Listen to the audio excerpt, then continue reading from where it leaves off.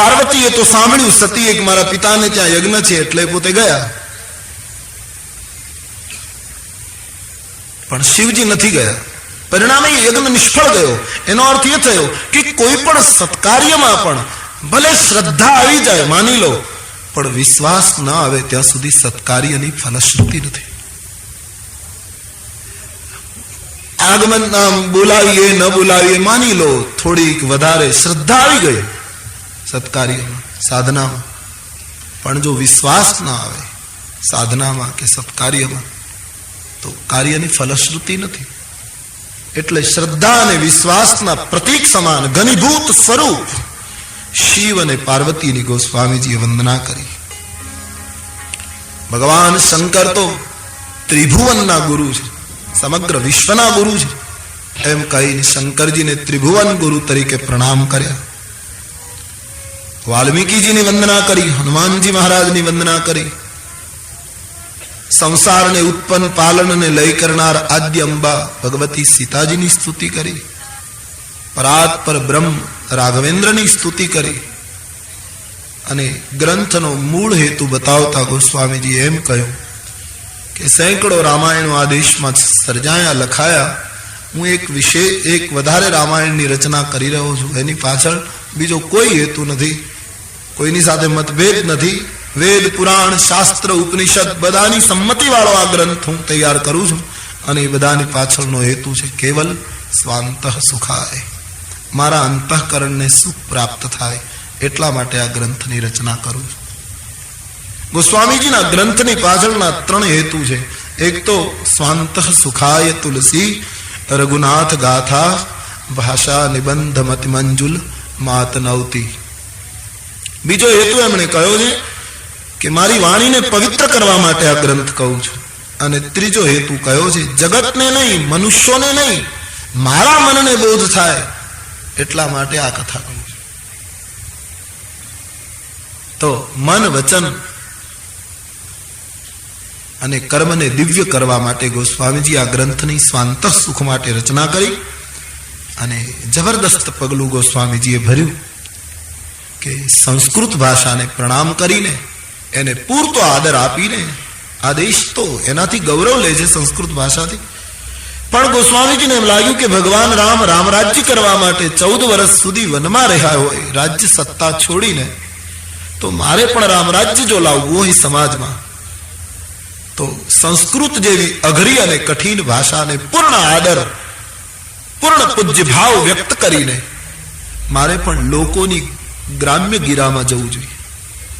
અને તેથી એ સંસ્કૃતનો જમાનો પંડિતોએ પુષ્કળ વિરોધ કરેલો, તો પણ ગોસ્વામીજી કોઈ પણ જાતની પરવા કર્યા વગર સ્વાંતઃ સુખ માટે અને જગતને રામરાજ્યનો વિચાર હૃદય સુધી પહોંચે એટલા માટે ગિરા ગ્રામ્ય સિય રામ જસ, એકદમ ગ્રામીણ ભાષામાં આ ગ્રંથની રચના કરી.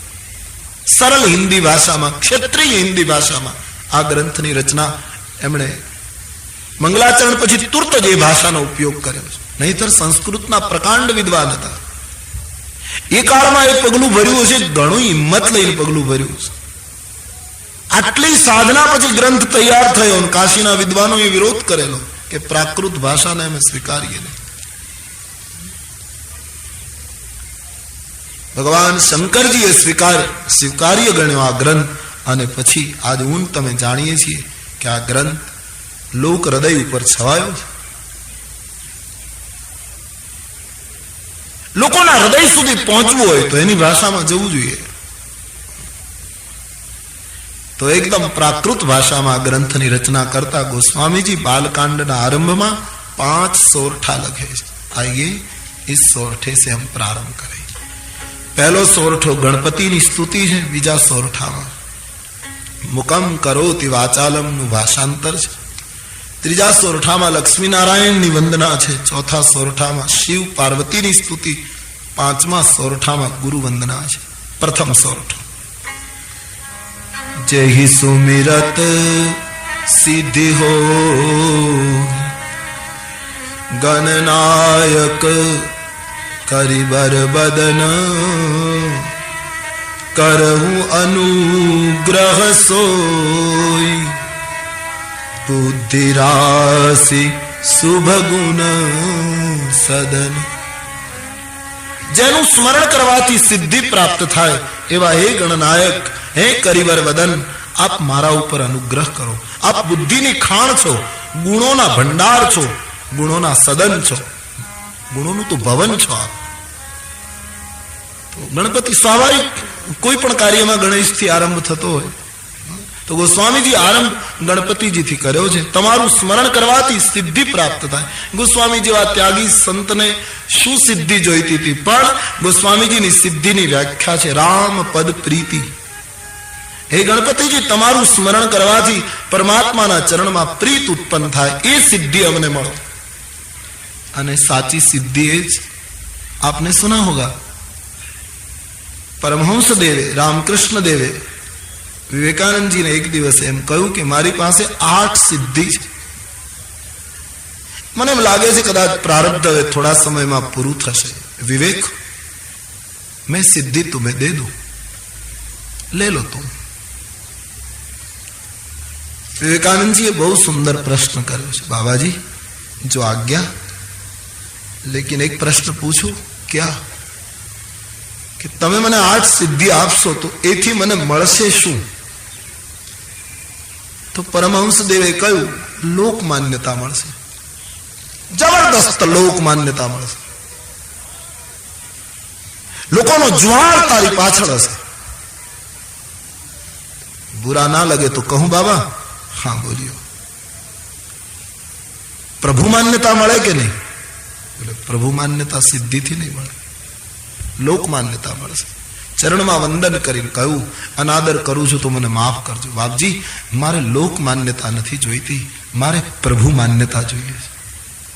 તો ગોસ્વામી જેવા સંતને સિદ્ધિની શું જરૂર? સંતોને સિદ્ધિ તો એની પાછળ પાછળ. પણ સિદ્ધિની વ્યાખ્યા રામચરિતમાનસે જે કરી છે તે રામપદ પ્રીત, પરમાત્માના ચરણારવિંદમાં અખંડ અસ્પૃશ્ય નિર્ભેળ પ્રેમ, એ સિદ્ધિ છે. તો ગોસ્વામીજી ગણપતિની પાસે આ સિદ્ધિની માંગણી કરે છે. આઈએ હમ ગણપતિજીથી આરંભ કરે. અવિનય પત્રિકાનું પ્રથમ પદ ગોસ્વામીજીનો એક મોટો બીજો એટલો જ મહત્વનો ગ્રંથ અવિનય પત્રિકા, એનું પહેલું પદ ગોસ્વામીજી ગણપતિ સ્તુતિથી કરે. ગાઈએ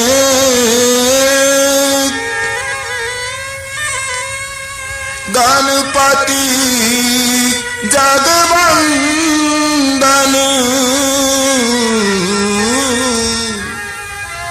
ગાઈએ ગણપતિ જગવંદન,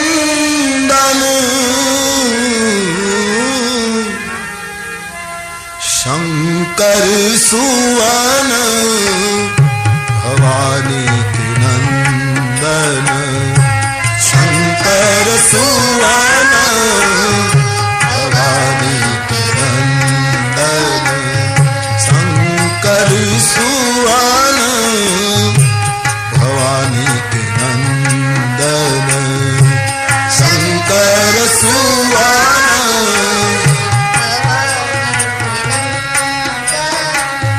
ગાઈએ ગણપતિ જગવંદન, ગાઈએ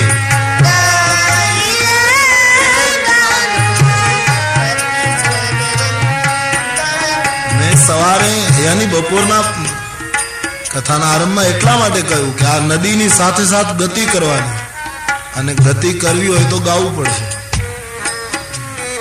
મેં સમજીને શબ્દ પ્રયોગ કર્યો છે કે આ સરિતા શરૂ થઈ છે હવે રામકથાની મંદાકીની, એની સાથે ગાવું પડશે. સબ ગાઈએ. ગાઈએ ગણપતિ જગવંદન, ગાઈએ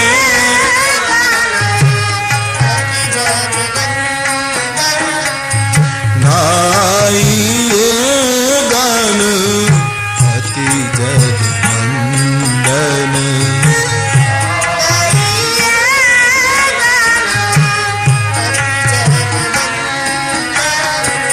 તુલસીદાસજી જે સિદ્ધિની વાત કરે છે શું જોઈએ ગણપતિ પાસેથી એને વાત કરી છે આ પદમાં. માગત તુલસીદાસ કર જોરે, માગત તુલસીદાસ કર જોરે, માગત તુલસીદાસ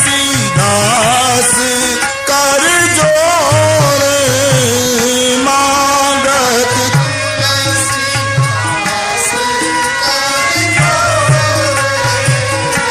બસહું રામ સિંહ માનસ મોરે, બસહું રામ સિંહ માનસ મોરે. ગાઈએ ગાન પતિ જગવંદન,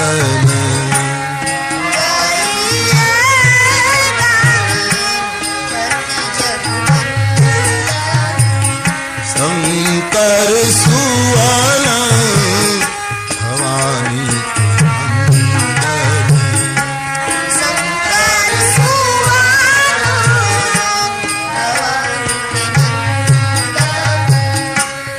ગણેશજીની પ્રથમ સ્તુતિ કરી છે. જેની કૃપાથી લંગડો પર્વત ઓળંગે, મૂંગો બોલતો થાય. મું કહો હિ વાચાલ પંગુ ચઢે ગિરિબર ગહન. જેની કૃપાથી આવી ક્રાંતિ ઘટે, હે ભગવાન એ આપ મારા ઉપર કૃપા કરે કે મારા જેવો પંગુ જીવ, વાત વાતમાં થોડીક મુશ્કેલી આવે તો રડી પડતો જીવ, મારા જીવનમાં પહાડ જેવડા દુઃખો આવે તો હું એને પાર કરીશ તારી કૃપાથી. મારા જેવો મૂંગો માણસ, સ્વાર્થની ભાષા બોલનારો માણસ, પ્રભુ તમારી કૃપા થશે તો પરમાર્થની ભાષા બોલતો થઈશ, રામ નામ બોલતો થઈશ. આપ મારા ઉપર કૃપા કરે. ત્રીજા સોરઠામાં નીલ સરોરુહ શ્યામ તરુણ અરુણ બારીજ નયન, કરઉં સો મમ ઉરધામ સદા ક્ષીર સાગર શયન. આપ લક્ષ્મીનારાયણ ક્ષીર સાગરમાં જેમ શયન કરો છો એમ મારા હૃદયમાં નિવાસ કરો. હું અનુભવું એમ, આમ તો તમે છો જ, પણ મને અનુભવ થાય એવી રીતે નિવાસ કરો. ચોથા સોરઠામાં કુંદ ઇન્દુ સમદેહ ઉમા રમન કરુણા અયન. ગૌર ચંદ્ર સમાન જેનો વર્ણ છે, જે ઉમા રમણ છે, કરુણાના મંદિર છે. બહુ સુંદર શબ્દ ગોસ્વામીજી આ ચોથા સોરઠામાં શિવજી માટે લખ્યો. જાહી દીન પર ને, જેને દીન દુખી એના ઉપર પ્રેમ છે એવા ભગવાન શંકરજી તમે મારા ઉપર કૃપા કરો. ભગવાન શંકરજીને દીન ઉપર દયા છે એમ નથી લખ્યું, દીન ઉપર પ્રેમ છે એમ લખ્યું. એ શબ્દ બહુ મહત્વનો લાગે આજના સંદર્ભમાં તો ખાસ. દીન ઉપર દયા કરો, કરવી જ જોઈએ. ધર્મનું એક ચરણ છે દયા. દયા, દાન, તપ, સત્ય, આ ધર્મના 4 ચરણો છે. દયા હોવી જ જોઈએ. પણ હવે એવો સમય છે કે હવે દીન ઉપર દયા નહીં, દીન ઉપર પ્રેમ કરો. દયા કરવામાં એક તકલીફ છે, જેના ઉપર દયા થાય છે હંમેશા પોતાની જાતને નાની સમજે છે, દયા કરનારો પોતાની જાતને મોટી માને છે. ત્યારે પ્રેમ સમાન વગર શક્ય નથી. પ્રેમ જેના ઉપર થાય છે ત્યાં સમાનતા પેદા થાય. તો સમય તુલસી દર્શનમાં તમે જ્યાં જોશો ત્યાં રામ અને શિવના માટે મોટી